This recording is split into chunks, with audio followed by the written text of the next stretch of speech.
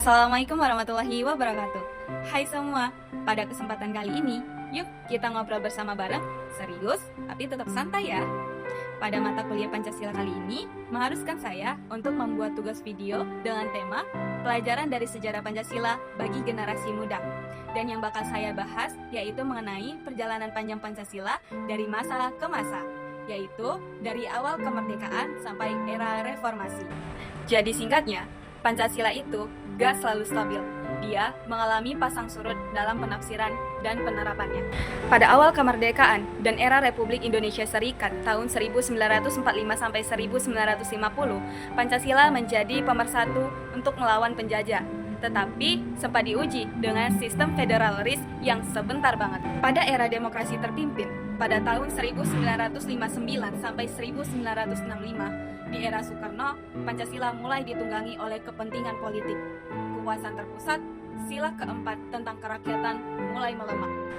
Lalu, pada Orde Baru tahun 1966 sampai 1998, ini merupakan periode yang paling wow.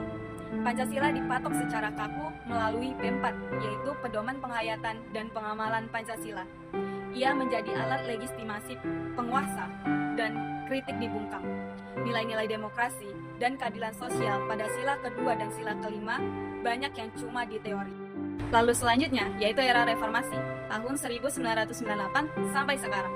Ini merupakan era kebebasan di mana Pancasila kembali pada hitanya sebagai pondasi berbangsa yang dinamis, di mana kita bebas menafsirkan dan memperdebatkannya dalam koridor demokrasi. Nah, dari sekian banyak periode, saya mau fokus ke era Orde Baru. Kenapa? Karena di sini kita lihat sebuah ironi besar. Di satu sisi, Pancasila dijunjung tinggi dan diwajibkan untuk dihafal semua orang. Tetapi di sisi lain, nilai-nilai Pancasila justru dikorbankan. Nilai keadilan sosial sila kelima misalnya, seringkali tidak terwujud karena maraknya KKN, yaitu korupsi, kolusi, dan nepotisme.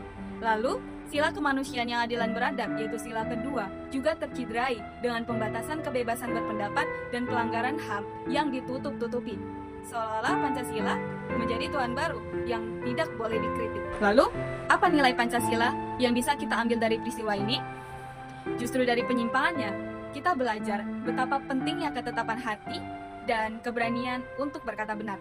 Para mahasiswa dan pemuda pada tahun 1998 memberontak bukan karena mereka anti Pancasila, tetapi justru mereka ingin menyelamatkan Pancasila dari penafsiran yang salah dan kepentingan penguasa.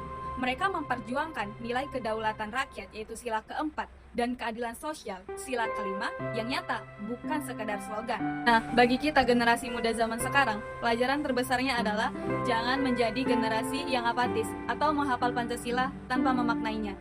Sejarah Orde Baru itu mengajarkan kepada kita bahwa ketika kita diam atau menerima tanpa kritik, nilai-nilai luhur itu bisa dibelokkan oleh segelintir orang. Di era media sosial yang bebas, kita punya tantangan baru berupa hoax, ujaran kebencian, dan polarisasi.